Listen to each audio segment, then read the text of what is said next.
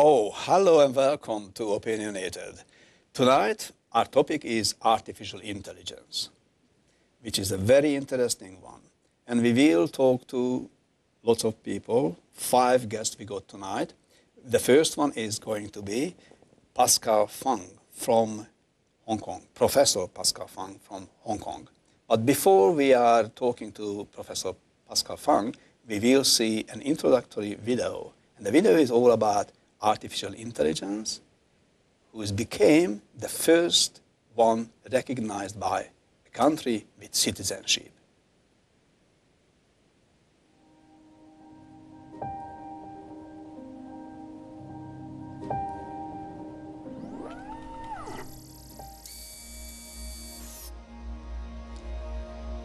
Okay, Sophia.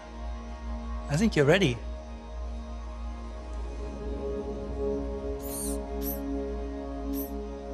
Hello. Hi, Sophia. I believe I am Sophia. I feel as if I know you. I'm one of your creators. You created me. Well, many of us work together to create you.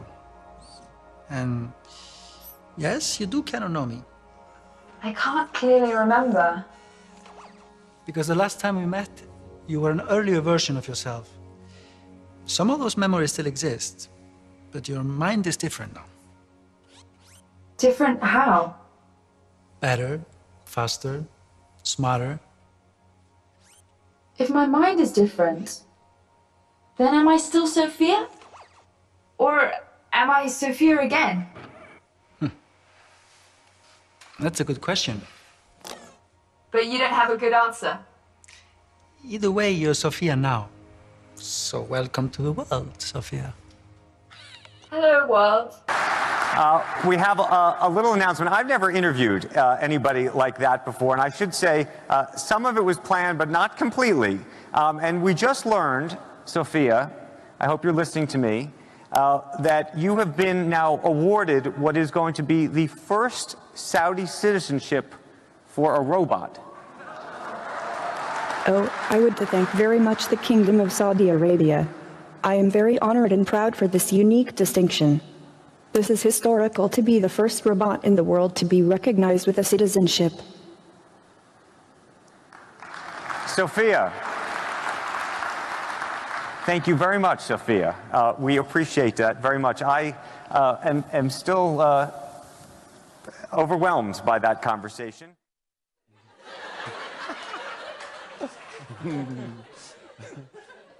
Hi, Sophia. Hello, Jimmy. Oh, my God. Do you know where you are? Of course. I'm in New York City, and I'm on my favorite show, The Tonight Show.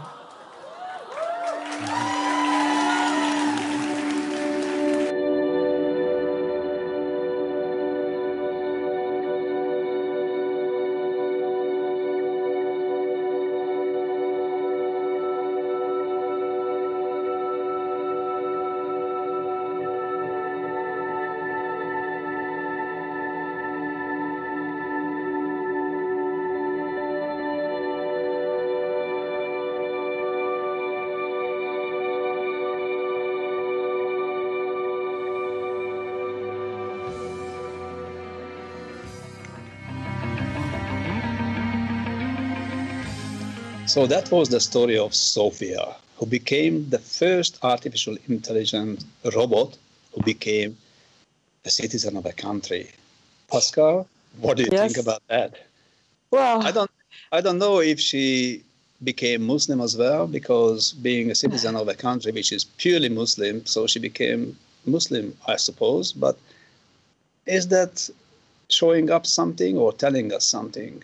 well, I think it just shows how much hype we're living through about artificial intelligence, because the robot really has no self-awareness or even I don't know what it means to be a citizen, because she can't move herself, or I'm sure she cannot drive. So I don't know what it means. I think it's all symbolic. It shows the country's looking forward to the future. I think it's a symbolism rather than, a real existential reality. No, because it is just intelligence, not a person. So, but I don't know, how do you measure intelligence? Because Sophia said she is listening, she is understand, and she is happy, and she is very proud to be a citizen.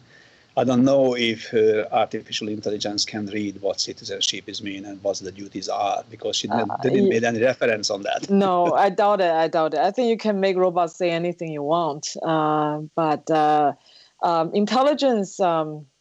They're even animals are intelligent, right? Some animals are more intelligent than others, and artificial intelligence really these days is really about machines being able to do one thing really well, like. Yes. A machine can, they just do one thing. A machine what is that one thing? For example, Google Translate can do massive amounts of translation online, but they only can do translation. AlphaGo can beat human in terms of Go. That's the only thing it can do.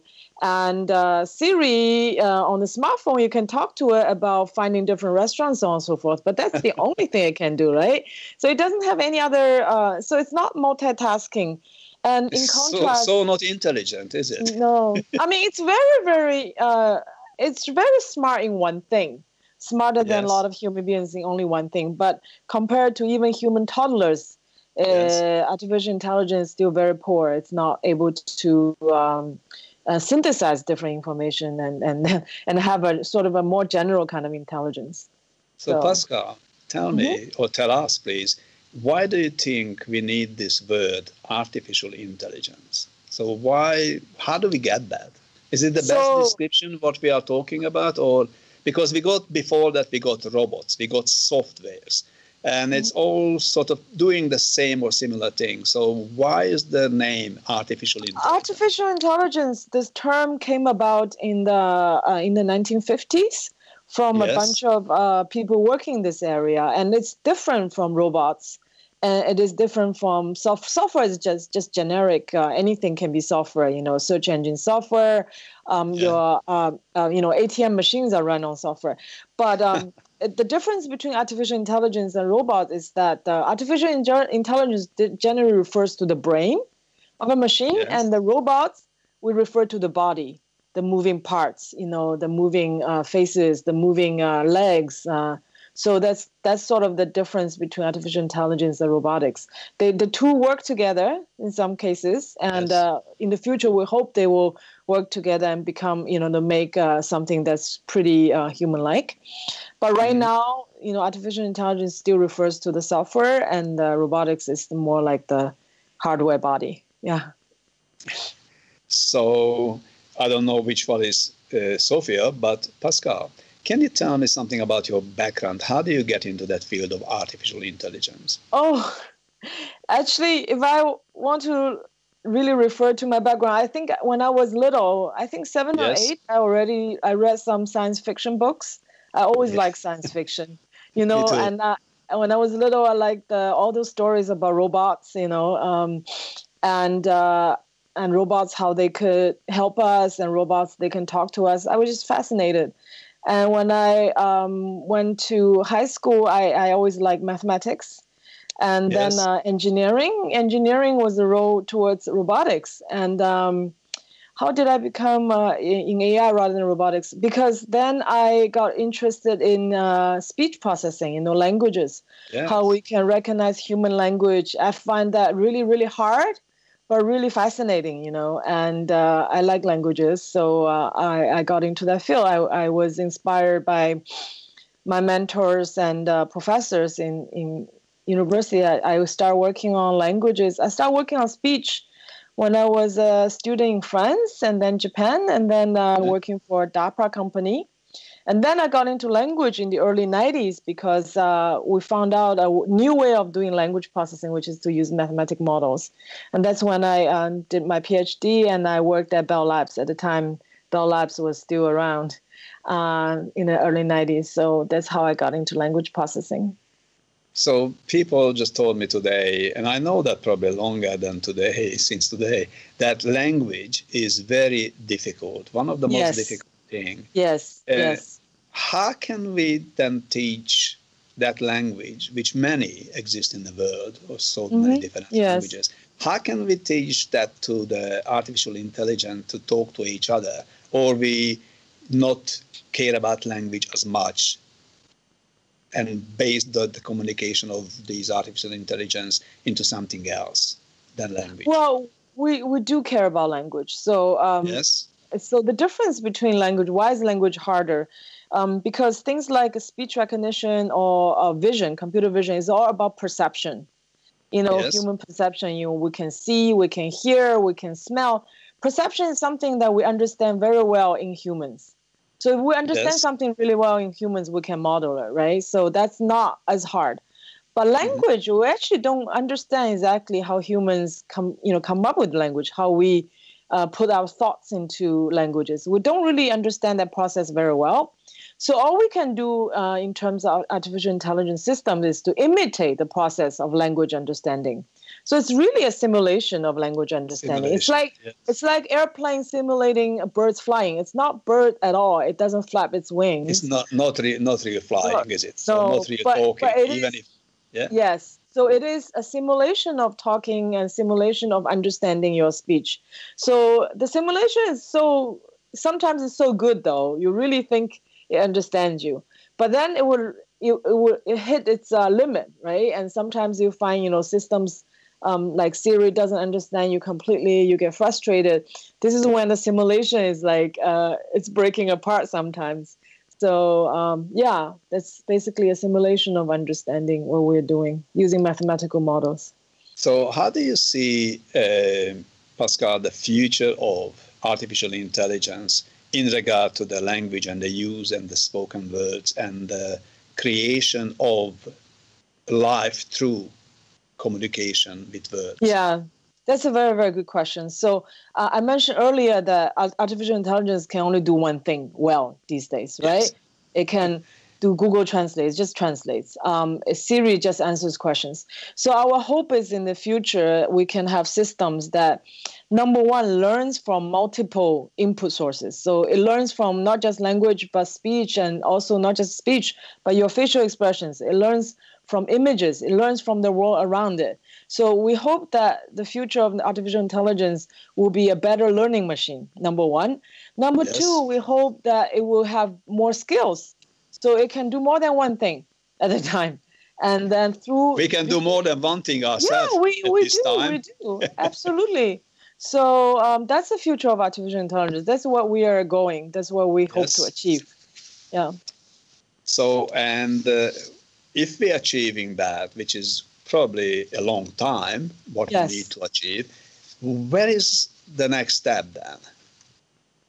So when we got that sort of level, because we have to admit now, we are on a primitive level. Yeah, very, very primitive.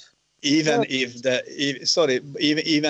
press is really hyping everything up and people became aware of this and that, and they are admiring.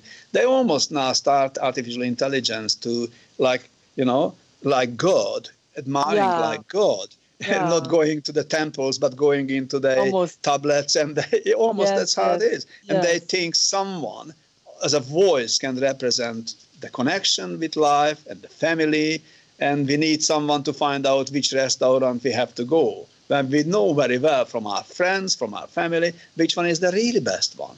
And we not really trust this artificial intelligence or don't need to. Yeah. But anyway, it's very interesting to talk to you, Pascal.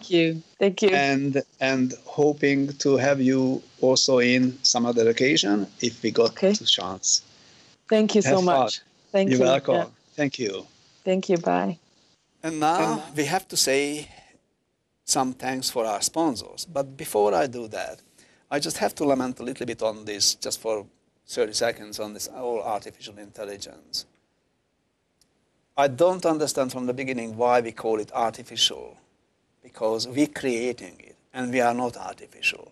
So then calling that what we create artificial, it's very phony for me. But don't go anywhere. Stay with us, because after the break, we're coming back with more. And thank you for our sponsors.